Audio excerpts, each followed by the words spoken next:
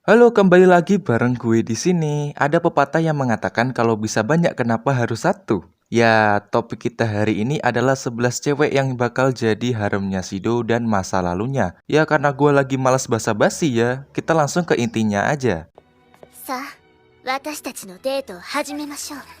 Yang pertama, Tohka Yatogami. Jadi ceritanya gini, Mio alias roh pertama atau Phantom sedang membuat kristal spiral dengan metode baru. Awalnya Mio menggunakan emosi negatif, tapi hal tersebut menciptakan kristal kelipa. Otomatis Mio itu butuh penawar, jadi dia buat lagi pakai emosi positif. Tapi kristal itu malah mengambil wujud manusia, alias ini adalah kelahiran Tenka. Dan itu sebabnya dia tidak mengenal namanya sampai diberi nama oleh Sido. Nah, pada akhirnya Mio menyimpulkan bahwa Tenka terlalu banyak variabel yang tidak diketahui dan harus dihapus. Nah, Tenka yang sadar dengan niat buruk Mio langsung memanggil Raja Iblisnya yang bernama Nahemah dan menyerang penciptanya. Tapi tidak semudah itu. Mio dengan mudah mengalahkan Tenka, lalu Tenka berubah menjadi kristal kembali. Tapi dia masih bisa menjadi wujud manusianya, ya tinggal nunggu waktu aja. Dan cara ngancurinnya itu cuma bisa dengan cara menghancurkan kristalnya. Nah, terus si Mio itu bingung, hancurin apa kagak? Ini soalnya ceweknya roh murni gitu. Nah, singkatnya, Mio menganggap Tenka sebagai putrinya dan menggunakannya dalam rencananya. Dan saat Tenka sadar, dia telah memiliki kepribadian lain alias Tohka. Dan meskipun tubuhnya diambil alih, Tenka tuh nggak dendam coy. Dan lalu Tohka bertemu dengan Sido. Dan ceritanya kalian sambung ke season 1 aja. さあ、私たちのデートを始めましょう。 Yang kedua, Yoshino Himekawa. 26 tahun yang lalu sebelum mendapatkan kembali ingatannya, Yoshino adalah anak yang sakit-sakitan yang dibesarkan oleh ibunya yang seorang janda. Karena penyakitnya, Yoshino menghabiskan sebagian besar hidupnya di rumah sakit. Lalu ibunya yang bernama Nagisa menghadiahkannya boneka kelinci bernama Yoshinon, yang akan selalu menjaganya ketika ibunya sibuk dalam pekerjaannya. Menerima pemberian ibunya, Yoshino berencana membuat boneka kelinci junior yang akan diberikan kepada ibunya. Namun hal buruk menimpa Yoshino. Ibunya meninggal dalam sebuah kecelakaan. Di sisi lain, Yoshino menangisi ibunya yang tidak kunjung mengunjunginya. Hal tersebut membuat penyakit Yoshino semakin parah. Bahkan dia mengalami kesusahan dalam bernafas. Lalu muncul Mio alias Phantom yang memberikan kristal spiral. Hal tersebut membuat Yoshino menjadi spirit dan berhasil menyembuhkan penyakitnya. Singkatnya, Yoshino pergi dari rumah sakit. Dan kalian lanjut aja di season 1 animenya. さあ、私たちのデートを始めましょう。 Yang ketiga, Itsuka Kotori. Kotori itu adalah adik angkat Sido. Soalnya waktu kecil Sido diadopsi oleh keluarganya Kotori. Lalu ceritanya seperti ini. Suatu hari Kotori yang sedang bermain sendirian di sebuah taman, dia menangisi dirinya karena sendirian di saat ulang tahunnya. Lalu muncul Phantom yang tampaknya membaca pikiran Kotori dan mengatakan kepadanya bahwa dia takut kakaknya akan meninggalkannya karena menjadi cengeng. Lalu Phantom mengatakan bahwa kakaknya pasti akan mengenalinya jika Kotori menjadi lebih kuat daripada sebelumnya dan menawarkan sebuah kristal yang akan memberinya kekuatan. Singkatnya, Kotori berubah menjadi spirit dan semua yang dia sentuh mulai terbakar. Lalu Sido bergegas ke taman dan mencoba mendekatinya. Tapi tidak semudah itu.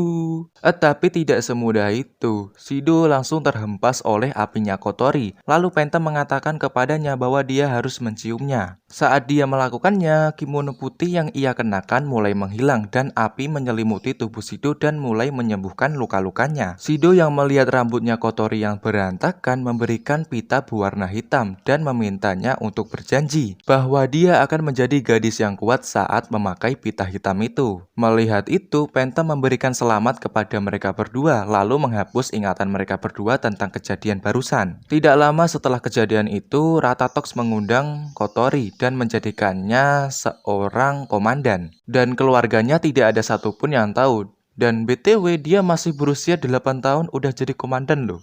Gila. さあ、私たちのデートを始めましょう。 Yang keempat, Tokisaki Kurumi. Kurumi awalnya adalah manusia biasa, dia adalah putri dari keluarga yang kaya. Namun saat dia kembali ke rumahnya, dia diserang oleh monster. Untungnya dia diselamatkan oleh Miyota Kamiya. Lalu dia bertanya kepada Kurumi, apakah kau mau membantuku dan mendapatkan kekuatan yang besar untuk melindungi semua orang? Kurumi lalu menjawab, iya.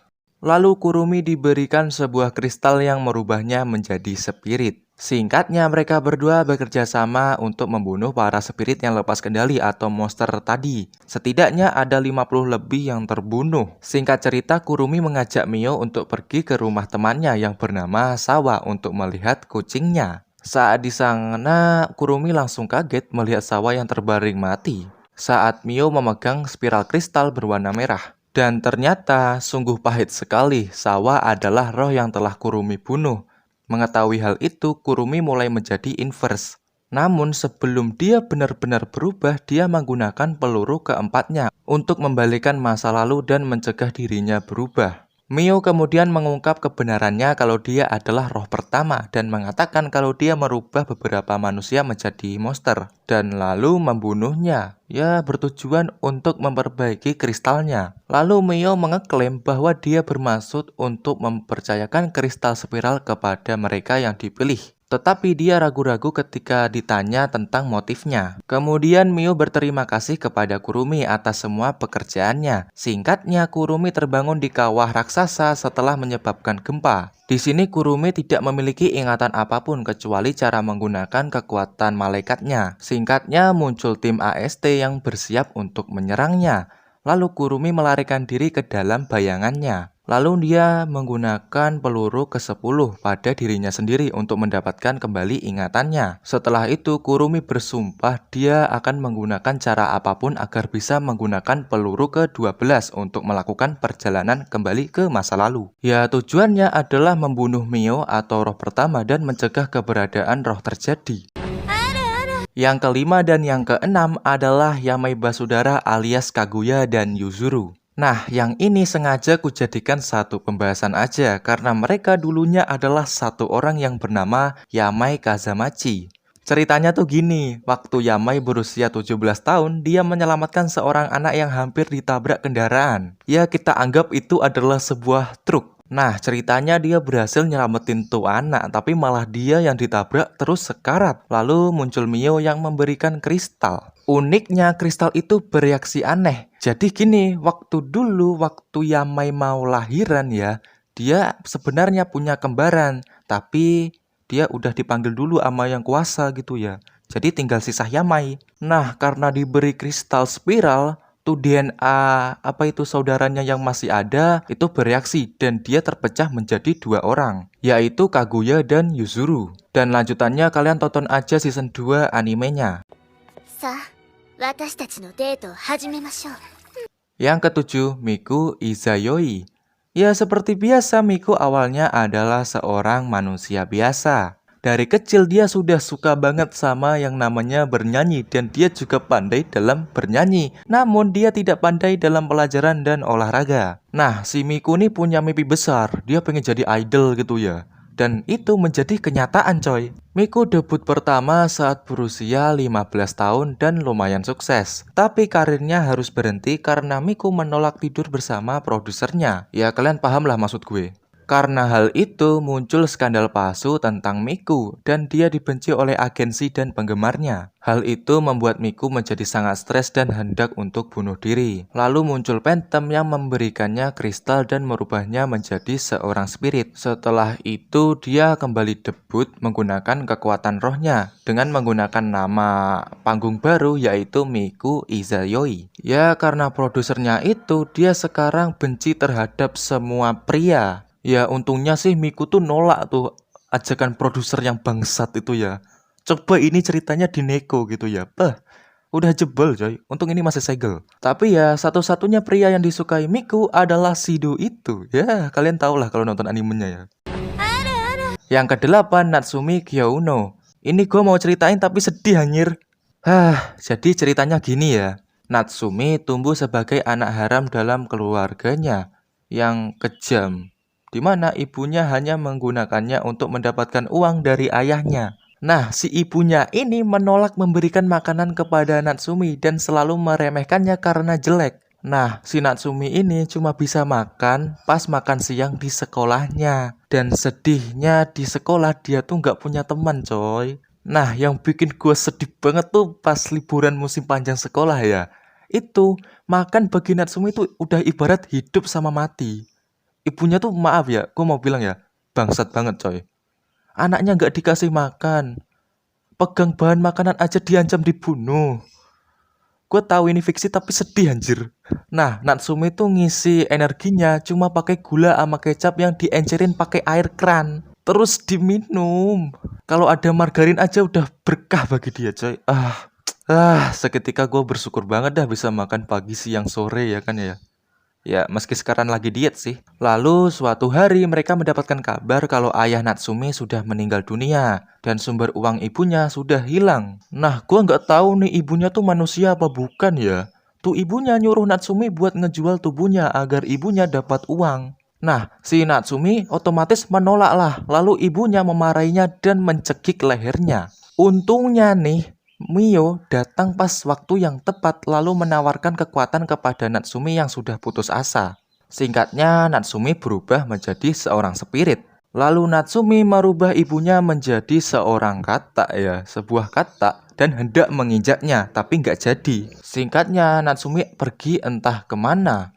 Nah, dia bertanya-tanya, kenapa dia dilahirkan di keluarga yang kayak gini? Padahal gue cuma butuh kasih sayang. Nah, untungnya di akhirnya bertemu sama Shido dan para roh lainnya yang memberikannya kehangatan. Kalau nggak bertemu sama Shido, nggak tahu dah. Ya pokoknya nih sedih banget dah weh. Sedih. Ini ceritanya sedih banget, sumpah. さあ、私たちのデートを始めましょう。 Yang ke-9, Tobichi Origami. Ya gue yakin kalian udah tahu semua ya masa lalunya ya. Jadi 5 tahun yang lalu saat Origami pulang ke rumahnya, dia melihat lingkungan di sekitarnya pada terbakar gitu ya. Untungnya orang tuanya tuh aman, tapi mendadak muncul sinar energi yang menghantam orang tuanya dan membunuh mereka. Melihat hal itu, Origami sadar kalau orang yang membunuh orang tuanya adalah seorang roh. Lalu dia bersumpah untuk membunuhnya. Singkat cerita, dia sadar yang ngebunuh orang tuanya itu adalah dirinya sendiri yang kembali ke masa lalu. Karena hal itulah Origami menjadi sangat stres. Lalu Shido kembali ke masa lalu untuk merubah masa depan dengan menyelamatkan orang tua Origami. Hal itu berhasil, tapi orang tua Origami tetap mati. Bedanya ini mati karena kecelakaan. Tapi Origami bisa menerima itu dengan ikhlas. Ya, seperti yang dikatakan The Ancient One, meskipun merubah aliran waktu, kematian itu hukumnya mutlak. Lah, kenapa gue nyasar ke MCU? Tapi ya, Origami masih membenci roh dan singkatnya dia diselamatkan Shido dan kembali menerima roh. Yang ke-10, Nia Honjo. Ya, gue udah bikin pembahasannya, tapi gue ceritain aja biar lengkap gitu ya. Jadi ceritanya gini.